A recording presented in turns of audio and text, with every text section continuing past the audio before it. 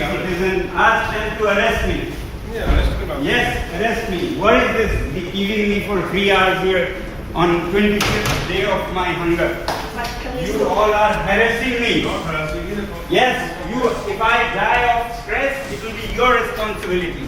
What order does it number want? देके आप लोगों को बदतमीजी कर रहे हो, ऑर्डर लेके आओ. हाँ? Please open. I'm going. Arrest me if you want. Bloody third class people. आप जबरदस्ती क्यों बात कर रहे हैं? Shameless people. This is government or this is a butcher? वो अभी अपने हॉस्पिटल का Please come inside. Arrest me if you want. You want? Arrest me. Arrest me. You can stop me wherever. Let the nation know how. Sir, we have sent you the order number. Okay, I have sent this And if doctor. I- if I- Sir, bar and bench का पूरा news भेजा है. वहाँ पर If I he said कि still it is not. lie down here. Take pictures. Let's see who snatches your phone. Sir आपको high court का order भी नहीं आया, जैसे आता है डॉक्टर से रेडी है. ऑर्डर क्यों नहीं आया? तो आपके पता कीजिए. दैट इज आप It is digitally everywhere. The world knows. Sir. Except you, the world knows.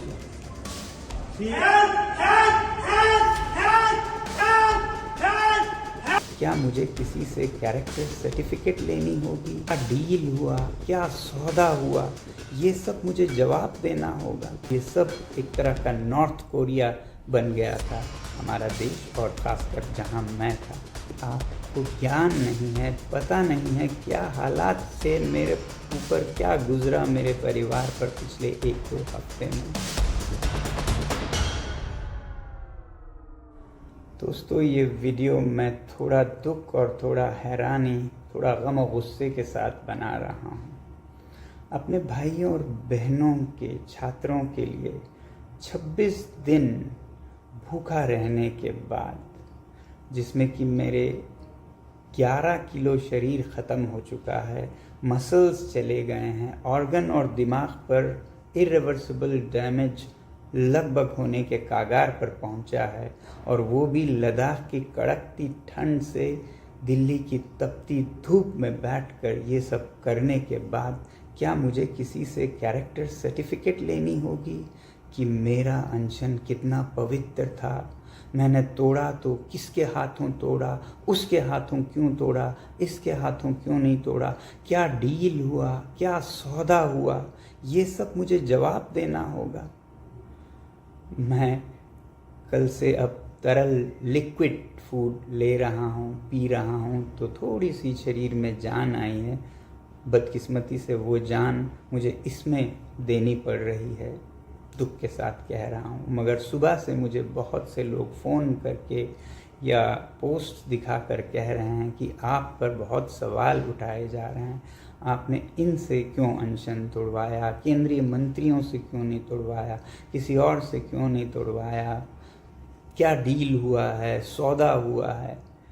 ये सब मुझे जवाब देना होगा. अगर सौदा करना होता, डील करना होता, तो क्या 26 दिन भूखे रहना पड़ता है? कितनों ने डील किए हैं, आपने देखा होगा. क्या वो इस तरह से डील करते हैं? क्या मैं आलीशान एयर कंडीशन कमरे में बैठ के डील सौदा नहीं कर सकता था? मुझे यहाँ दिल्ली की गर्मी में बाहर रोड साइड पर बैठकर डील करना पड़ता. धिक्कार है ऐसे देश पर जिसमें ऐसे दिमागों की उपज होती है, जिसमें से ऐसे नीच ख्यालात निकलते हैं. मैं दोष नहीं देता हूँ, मैं दोष नहीं देता हूँ आप में से ज़्यादातर पर, क्योंकि आपको ज्ञान नहीं है, पता नहीं है क्या हालात थे मेरे ऊपर, क्या गुजरा मेरे परिवार पर पिछले 1-2 हफ्ते में.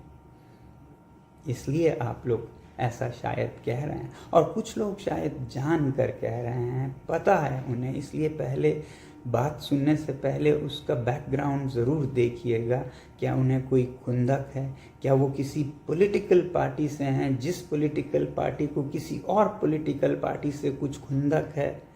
या वो न्यूट्रल कोई आदमी कह रहे हैं? अगर न्यूट्रल कह रहे हैं तो ज़रूर उनकी बात सुनिएगा और मुझे भी बताइएगा. मैं जवाब देने की अभी भी कोशिश करूँगा, समझें या ना समझें, मगर मेरी सद्भावना है और मेरा आपके साथ सिंपैथी है अगर आपको नहीं मालूम है क्या हुआ इन दिनों में और किन हालातों में क्यों अनशन तोड़ा और क्यों इस तरह से तोड़ा, पहले तो मैं आपको ये बताऊं कि जब मुझे सफदरजंग अस्पताल ले जाया गया ज़बरदस्ती 18 तारीख को पकड़कर, तो वो सिर्फ अस्पताल नहीं था, वो एक छावनी थी, वो एक जेल था जहाँ पर मुझे ऐसे रखा गया जैसे कोई कैदी भी शायद ही रहता हो। हर चीज़ पर पाबंदी थी, बाहर नहीं जा सकता था कमरे से, कोई परिंदा भी पर नहीं मार सकता था हमारी कमरे तक, किसी से मिलने का कोई वो नहीं था अधिकार। मुझे सिर्फ 3 रिश्तेदार रह सकते थे, कोई संचार का मोबाइल फ़ोन लैपटॉप नहीं रख पाता था, मैं कहीं कोई कुछ संदेश नहीं भेज पाता था। आप लोगों को मैं किसी तरह नैपकिन पेपर पर लिख कर भेजता था, वो भी कभी कभी जब्त किए जाते थे ज़्यादातर। और मुझसे मिलने मेरे रिश्तेदार, मेरे दोस्त जो लद्दाख से आते थे, ख़ास हवाई जहाज़ के लंदन के बराबर टिकट देके, उन्हें भी वापस कर दिया गया। ये सब इल्लीगल था, ये सब एक तरह का नॉर्थ कोरिया बन गया था हमारा देश, और ख़ासकर जहाँ मैं था ये एक जेल खाना था। और ऐसे हालात में कई दिन गुजारने के बाद गीतांजलि, उनकी सूझबूझ और उनका कमाल है कि उन्होंने संडे रविवार के दिन भी, जो कि 19 तारीख थी, रविवार के दिन भी दिल्ली हाई कोर्ट के हियरिंग बिठवाई और उसमें ये अपील किया और उसमें ये कहा गया कि मैं डिटेंशन में नहीं हूँ। और उसके बाद भी ये सारा पहरा जारी रहा। फिर मंडे 20 तारीख को फिर से सिंगल बेंच हाई कोर्ट में अपील की गई, जहाँ रिजेक्ट हुआ।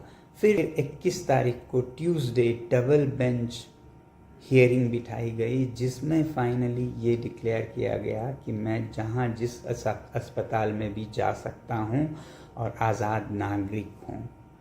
मगर उस दिन भी आपको नहीं मालूम है किन हालतों में मैं रहा। हाई कोर्ट के आदेश के बाद भी मुझे सफदरजंग से जाने नहीं दिया गया, ये कहकर कि हमें ऑर्डर नहीं आया है। 2 बजे शायद ऑर्डर दी गई, 7 बजे तक ऑर्डर को रोक के रखा गया और उन्हें नहीं दिया गया ताकि मैं न जा पाऊँ। पता नहीं मंसूबा क्या थी उनकी। रोक कर 3 घंटे सामान पैक करके हमें बिठाया गया। फिजिकली लड़ के झगड़ के हड़ताल के अंदर और एक हड़ताल करके ज़मीन पर लेट कर जो ताकत 22वें दिन मेरे में थी, वो जोर लगाकर मुझे बाहर ज़बरदस्ती निकलना पड़ा। आपको नहीं मालूम है